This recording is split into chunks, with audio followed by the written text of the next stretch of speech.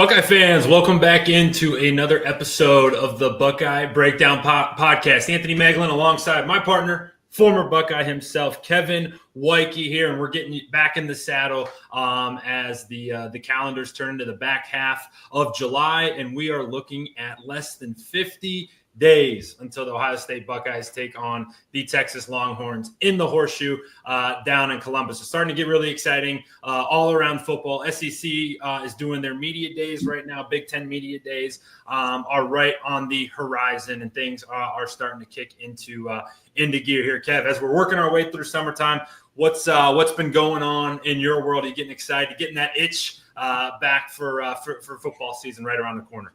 Oh yeah, no, I'm excited. NCAA just came out, so that's we were going to get into that. I was going to lead into that one. Yep, it's usually the start of college football season for the last 2 years now, as people get amped up and ready to go, and then August hits, and then it gets a little of a lull, but you're starting to see more and more clips, and then you hit the ground running at the end of August. So it should be a fun summer. Yeah, man, it's funny. You start getting in, and I know you probably had similar feelings back when you played. But once the calendar turns to July, it's like, all right, summer's kind of over, and it's like time to get really serious. July 4th happens, and that's like the end of summer, if you will, for football players, whether it's high school or college or whatever, because you really dive into your training at that point, and you start getting ready to go. You start feeling that football is right around the corner. One thing we are going to address here just real quickly here before we dive into the entire show, obviously not ignoring the fact that there's some serious allegations and stuff happening with former Ohio State running back Quinshon Judkins. We're not going to ignore it and know that there's a serious story happening, as Quinshon's rookie season was supposed to begin here in just a few short days, actually, as he was going to take the field with the Cleveland Browns, but obviously ran into some legal troubles with his arrest over the weekend. So certainly we will absolutely keep you up to date, if not so much on the show here. We will have live updates for you as quick as possible once news breaks on our site. So remember, our site is below on the ticker here, but keeping you up to date on all things Buckeyes, including some serious stories just like that one. But Kev, more so on the football side of things. We're under 50 days until this season kicks off with one of the biggest matchups in all of college football. It's the Texas Longhorns. It's the Ohio State Buckeyes in the Horseshoe in Week 1. It's a rematch of the college football semifinal, a game that was a barn burner for a number of reasons, and it really produced the biggest play, one could argue, in Ohio State football history, with Jack Sawyer's strip sack of Quinn Ewers, the former Buckeye, and he takes it all the way back to the house to give Ohio State that massive victory. And now fast forwarding to the start of the 2025-2026 season, these two teams are going to take the field. Really, the only two things that are similar are the logos that each team has, and Caleb Downs and Jeremiah Smith both played in that game last year. But for the most part, Ohio State's going to look a lot different, and so is the Texas Longhorns. So, Kev, wanted to kind of start our show off talking about how hard it's going to be for Ohio State to open the season with such a marquee matchup, looking at 8 new starters on offense and potentially 7 new starters on the defensive side of the football. Yeah, I mean, I said it last year, just the patience will be there on both sides of the ball. It might be sloppy to start, but they'll get a hang of it. I mean, Texas lost their entire receiving core and their quarterback. Not that Arch Manning didn't play a little bit last year. It'll be interesting. The upside I see is Paul Feinbaum is just giving Ohio State bulletin board material. Like, he has been relevant for 15 years, ever since the SEC stopped dominating college football, which was about 2014, when Ohio State and then Clemson, and then there's a little SEC again. Then you got the Big Ten the last 2 years, win national championships. It's tough. In the bowl games, most recent games, SEC teams went 1-5 against Big Ten teams. Crazy. He just likes to be in the front of attention, and he said it, guaranteeing a Texas win, which I think that's one of the dumbest things you can do, is guarantee something, because you just put your foot in your mouth at the end of the day if they're wrong. Like, if you're right, okay. But, I mean, that's a big, huge prediction to make, especially with a quarterback that hasn't played a whole lot. And I'm not saying Ohio State's quarterbacks have played a lot. Arch Manning, between the options we have, Arch Manning has probably played the most of any quarterback playing in this game. Yeah. So it'll be interesting to see how they choose to use him this year. If they're going to let him run as much, if they're going to have him pass a little bit more, it'll be interesting. But my biggest thing is their offensive line. Like they lost a key tackle, and that's a huge. We lost a lot of defensive linemen. We lost a lot of offensive linemen, which was the biggest question marks. And I'm excited to see is, we had both Joshes last year that obviously we lost Josh Simmons earlier than we wanted to in the season. Josh Fryer played great, but it's going to be interesting. Who knows who they put out there? I think NCAA currently is. Dude, it's a fact. Yeah. I think they have Austin out there playing tackle. I have no idea what's going to happen.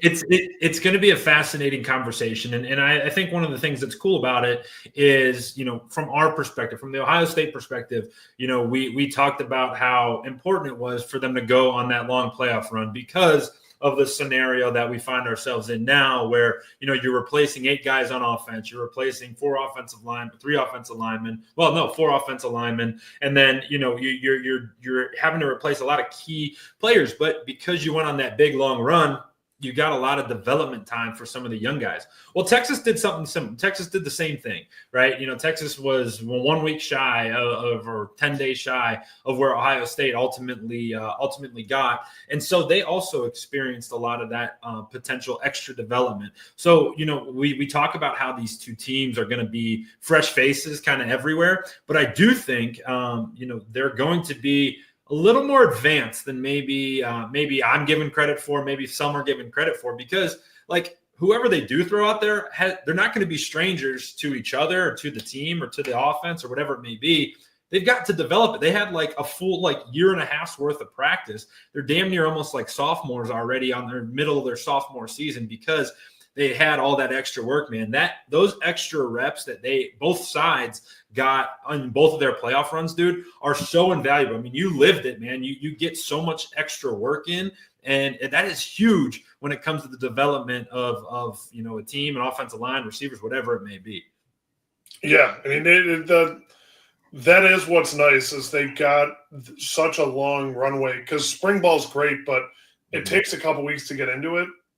And I mean, you do a week and then you go on spring break and then you're back. It's hard to do. So I think having that runway, having that length of consistent football playing, and they had some guys come early.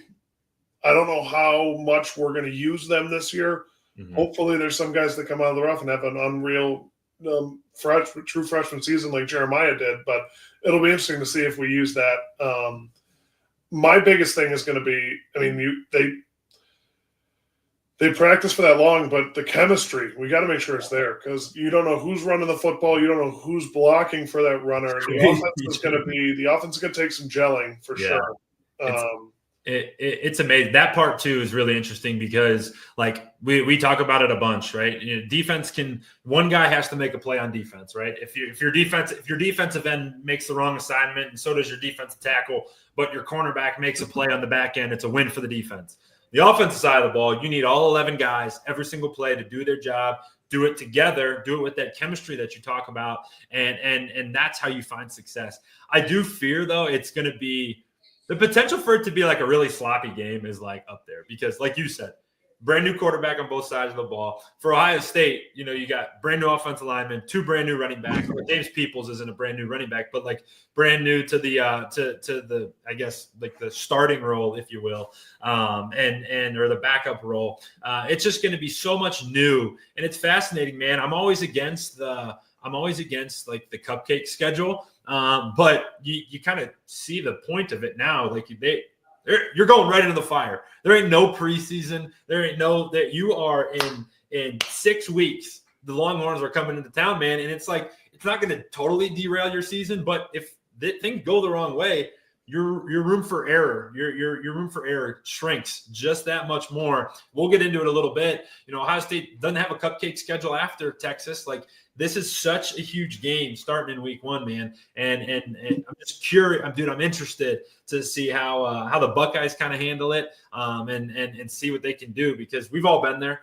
Week 1's tough, regardless if you're playing Akron or if you're playing Texas. So really, really cool. It's going to be obviously an unbelievable environment. We got, like we said, 6 weeks left to cover it, and we'll get into it here more as the weeks go along. But Kev, before we move on, we were looking before our show started tonight. They report on July 31st. July 31st is the first day of practice. When you think of that, you think back to your days playing. How does that make you feel? Were you more along the lines of like, giddy up, let's freaking go? Or were you more along the lines of like, oh man, it's test time now. There ain't no more hiding behind workouts or anything like that. It's showtime now, and it's time to go. Yeah, I mean, one thing that comes to my mind is dehydration and temperature. Yeah, that is what kills you. I mean, that's just what it is. The hard part is, it's especially, it's kind of like starting school in August. Like, you hear about how bad August is, but then you start in July. It's tough.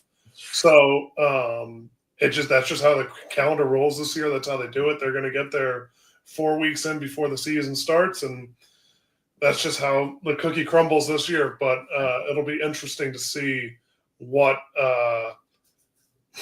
how Coach Mick uses this time effectively with how hot of a summer it's been, especially down there. You got to be smart with it. Yeah, no doubt about it. You bring up an awesome point. It's just it's that time of year. There's actually going to be a football game played in the month of July with the start of the NFL season on report day for Ohio State. The Chargers, and I forget who they're playing in the Hall of Fame game, but the Hall of Fame game is on July 31st.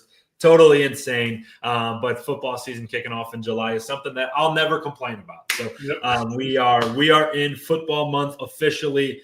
There's going to be a football game every month from here till February. That's pretty damn exciting here. So, all right, a big topic of discussion today was there was a report, and we'll pull it up here in just a moment. Actually, I'll just bring it up right now. But it's the biggest spenders in all of college football, and obviously you see that Ohio State is third on this list behind Texas, Texas Tech, Oregon, Texas A&M, all four of the Texas schools, 3 of the Texas schools in the top 5, and then Miami, USC, Michigan, Tennessee, and Auburn. 2 questions, and I want to get your thoughts on it. But the first one, Kev, I think is more big picture related. Does that even matter? Does that list even matter anymore? Like, it's been this big talking point for the past 2 or 3 seasons, but are we to a point yet where it's like, all right, who cares? Teams are spending money, doesn't matter anymore. Just go play football. Yes and no. I mean, think about it. Texas A&M had the number 1 recruiting class for I think the entire time I was in college. They didn't win anything. So I mean, I guess. I'm just interested to see how they choose to allot that money out, because they're obviously spending a lot on these people, but the locker room has got to be, with any NIL thing, I feel like the locker room has got to be a tough spot to be when people are how they choose to do it by school basis, whether it be, hey, this is how much money is in the collective, we're splitting it up by room, and then we'll let the coaches decide from there, or the agents can negotiate. I don't know, because I don't know what the rules are, truly. I don't know. I think, and this is purely my opinion, and I think is right, but don't quote me. Mm-hmm. I think when you donate money to an NIL fund to the university, it's tax deductible, but the university allots that money out. So you can't specify who you're giving it to. Mm-hmm. Whereas if a company wanted to do a sponsorship directly with an athlete, that would not be tax deductible. I don't even know how any of this is tax deductible. I don't know tax law. This is just what I'm reading. So what I think is the hard part will be how they choose to allot it, whether it be like, how do you give, because you got Caleb Downs, who's the best safety in football, and then you got this 5-star recruit coming in. Like, how do you give that? How do you decide how much it's given? Oh, but you'll just call Caleb Downs and Malik Hartford. They'll be playing the same amount of snaps. How do you decide who gets more money? That's the hard part. And you look at these quarterbacks coming out, like the kid from Michigan. Like, I don't understand. You're a true freshman making $10 million. Okay, like, good for him. And I think all these guys deserve all the money they're getting. I mean, if you want to throw that kind of money around, I wouldn't personally, but if you want to throw that kind of money around, go ahead. But I feel like you're going to see some very quick dissension in those locker rooms from people that are like, "What? I'm better than him. Why is he making?" I mean, welcome to the real world, but like, why is he making more money than me? I'm better than him. But it's like, prove it. Yeah, and I think it's more so like, I think you bring up such a good point, and one that I haven't even thought about yet is like, how do these teammates, how do these locker rooms, handle this, right? And you're not going to ever question, you bring up Caleb Downs or Jeremiah Smith, like, yeah, you want to argue with one of those two, yeah, go kick rocks, dude. But if you're arguing between, you and a guy that's right next to you, it is like the conversation has.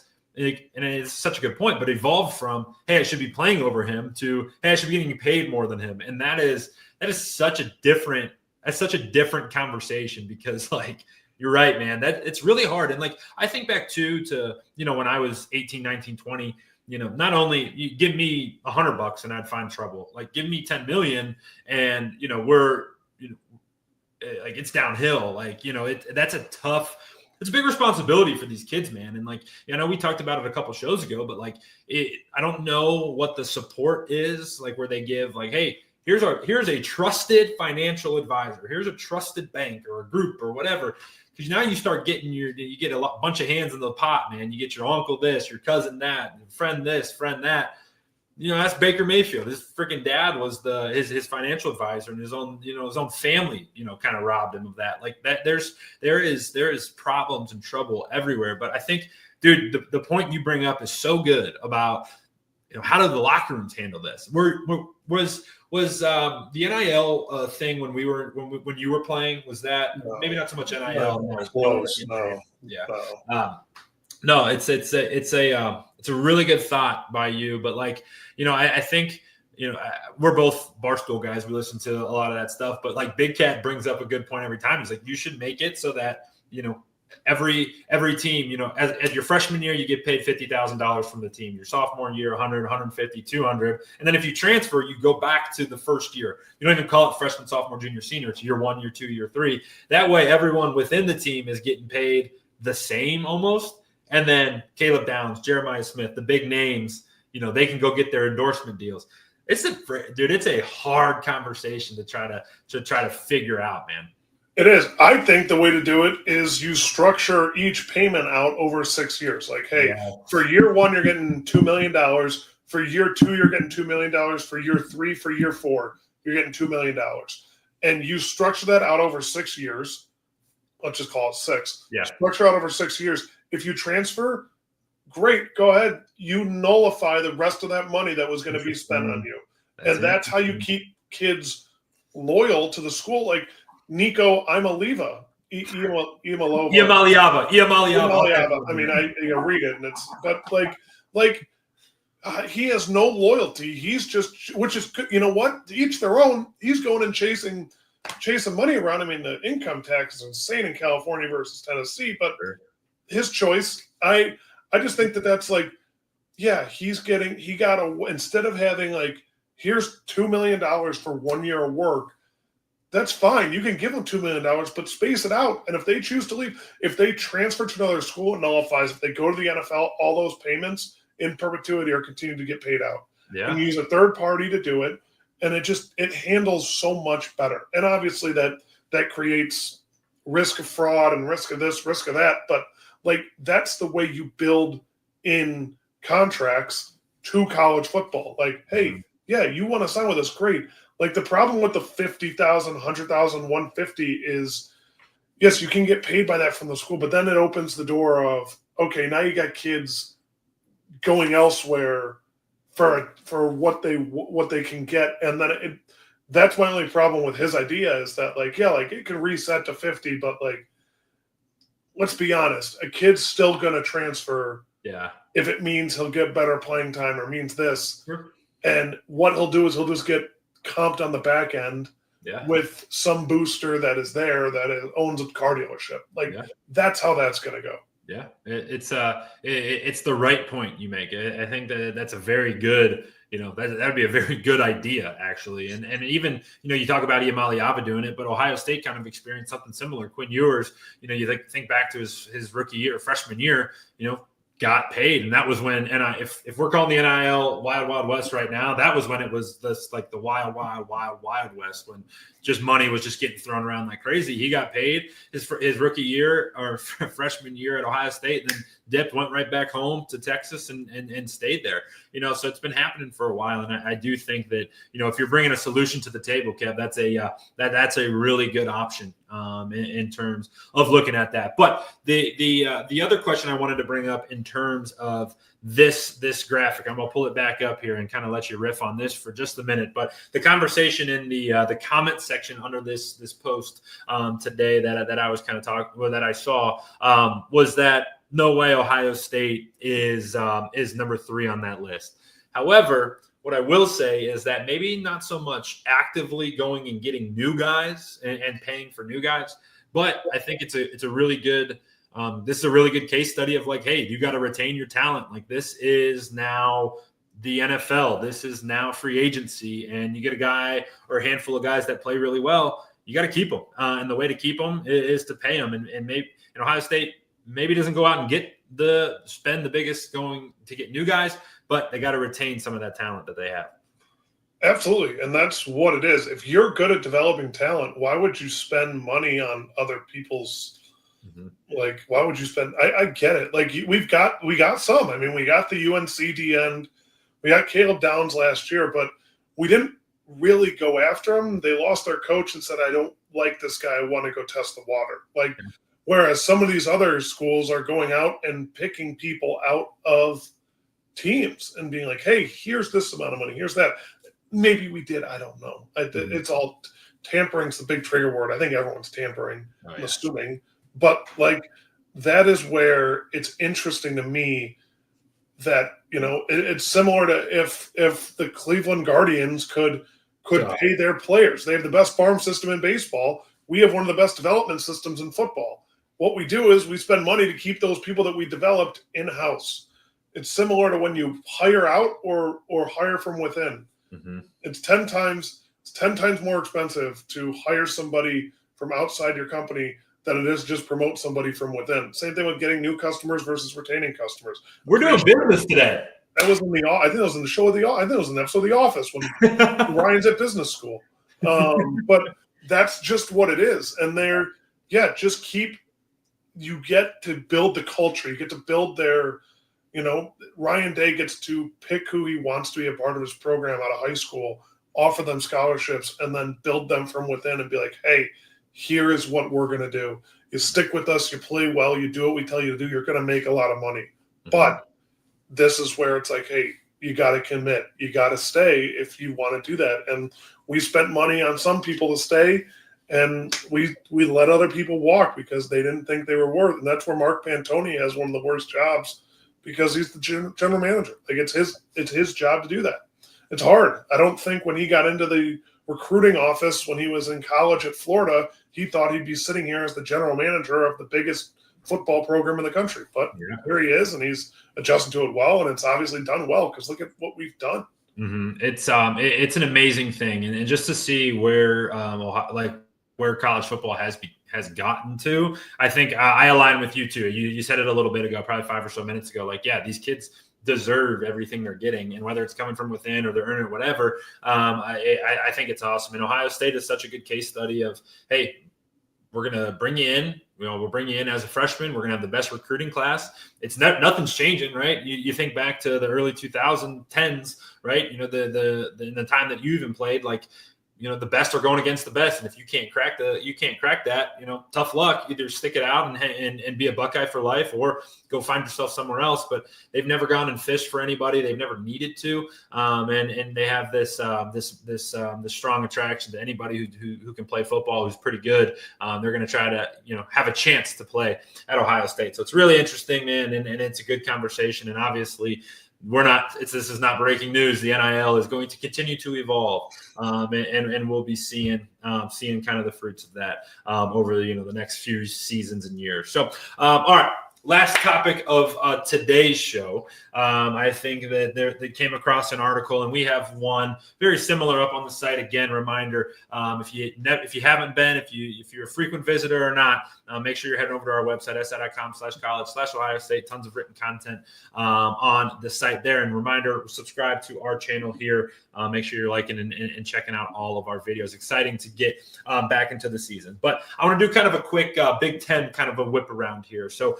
The article we came across was kind of ranking the strength of schedule within the Big Ten. We're not going to go through all 18 teams. It's hilarious that the Big Ten has 18 teams. It always cracks me up. But a couple things that kind of stand out. Wisconsin comes in with the toughest schedule in the Big Ten and damn near all of college football. They play Alabama, Michigan, Ohio State, and Oregon all on their schedule. That's a gauntlet. I don't care who you are. But then we scroll down just a little bit. USC has the third toughest schedule in the Big Ten. Their main opponents include Michigan, Notre Dame, and Oregon.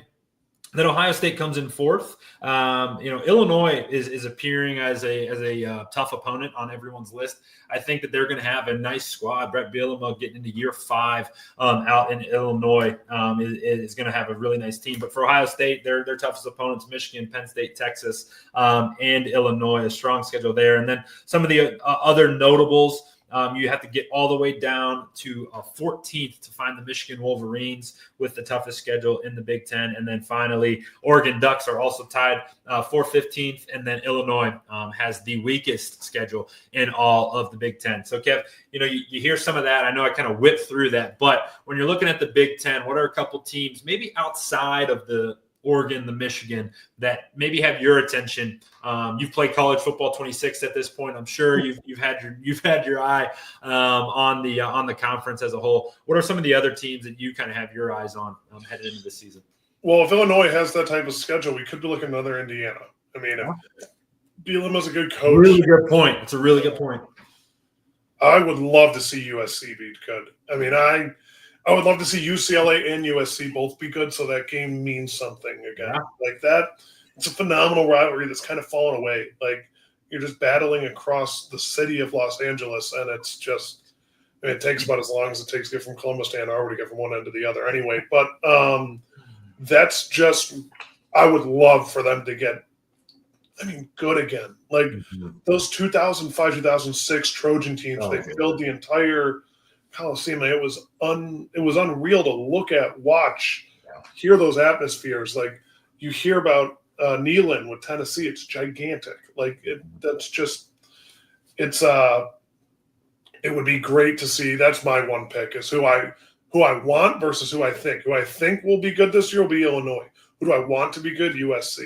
Yeah, it's a really good. I like that a lot, man. I co-sign that, right? USC being in the mix is always good, and there was some conversation early on in the offseason talking about why they haven't been good. And is it time to start questioning Lincoln Riley? We probably could do an entire show on that. I'm sure you have some thoughts on that, but I think it would be really cool to see them back in the mix. For me, it'd be Wisconsin. That's a group that is always going to be the little brother. I think it's hard to recruit to Wisconsin. Ohio State's kind of cracked the mold in recruiting in the Midwest. Michigan kind of the same, but you start getting up north, it is just really hard to get kids who are worth a damn to go through an entire winter. That's really hard to do. And I'm a big fan of Luke Fickell, obviously an Ohio State guy. So hoping that they can get that thing turned around. But, you get into some of the bottom feeders. Penn State's got the 11th hardest schedule in the Big Ten. They're going to be around. They're going to be in the mix. There'll likely be preseason top 5 team, preseason top 4, top 3. So they're going to be relevant all year long. Obviously, Michigan, Oregon, the same. So the Big Ten. The SEC dropped that trailer yesterday about their new Netflix show, talking about how it's been the best conference in college football for some years. Just not true. It's just not true. The Big Ten is from top to bottom a tough ass conference to get through. I mean, that's just it. Obviously adding Oregon, adding USC bolsters us, but adding Texas bolsters the SEC. And this is recency bias to last year, but yeah. I mean, looking at it from just over the last 10, let's just call it 10 years, from when I started playing football to now in college, like it was Ohio State, Clemson, Alabama, and then fill in the others, Oklahoma, Georgia, Washington for a year. I mean, those were the teams. And then you look at it from 2020 on, Ohio State, Bama, Georgia, and that's it. Those have been the only consistent ones since 2020 that have been playing like that. You can give the team up north. It's all asterisks to me, but give it to them. I don't care. That's the reality situation. Let's have a real conversation of it's really not a one conference. It's a 2 conference by a mile.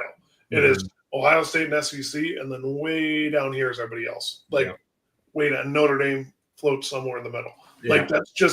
That's just what it is. Let's call a spade a spade. Yeah. And that's where I'm I look at the SEC and it's we want to keep being the best. We are the best, blah, blah. You're not. Not anymore. In 10 years, you're going to look at NFL talent and be where the best NFL players come out of. And for the longest time, it was Nick Saban and Alabama. It really was. Minus a quarterback, it was. I mean, just wide receivers, running backs, linebackers, cornerbacks, D linemen, O linemen. It was Bama. Well, they were even talking about it today. It's not a Barstool show, but it was on Part of My Take. Trevor Lawrence was on the show, and maybe it was yesterday, but he's talking about the Alabama team that his Clemson team beat. And it was the names he was listing, you're holy shit. How did this team, these guys, it was Tua, it was Devontae Smith, Jerry Jeudy, Najee Harris. Then they started going through the defenders. You're what? How do teams move the ball on these guys? And Ohio State, much the same. Even those Clemson teams, much the same. Those were loaded. But the cool part about kind of bringing our conversation full circle here, the cool part about the NIL world and the world we're in now is that, and Josh Pate said this the other day, the years of dynasties are going to be gone, right? You're not going to get a lot of those consistent year in, year out teams where you're going to have a little bit more of that parity, which I do think is super positive, but it'll obviously continue to evolve. Kev, before we get out of here, you got 30 seconds on the Nick Saban rumor that he might not be done coaching. I don't know if you have any thoughts. I didn't even prep you on this, but do you have any thoughts that Saban may be coming back to coaching here soon? I didn't hear that. Okay. I don't know. I don't know how he'll be able to. I think the CEO coach is dead. I do, because the guys don't have to put up with their nonsense anymore. The CEOs of the world, CEOs of the college football world, players put up with them because they got them to the NFL. That's how it worked. You deal with the nonsense. You play for his team after dealing with the nonsense. You go to the NFL. I don't see that happening anymore. I don't know how Bill Belichick is going to do as a college football coach, because kids aren't going to want to deal with his nonsense, because in the NFL, it's not I'm taking my ball and going home and hitting the transfer portal. It's you have a contract, you sign that contract, and then they either trade you or you get cut. Or you can't really just back out. You can demand a trade, you can't back out. Whereas in college, you can.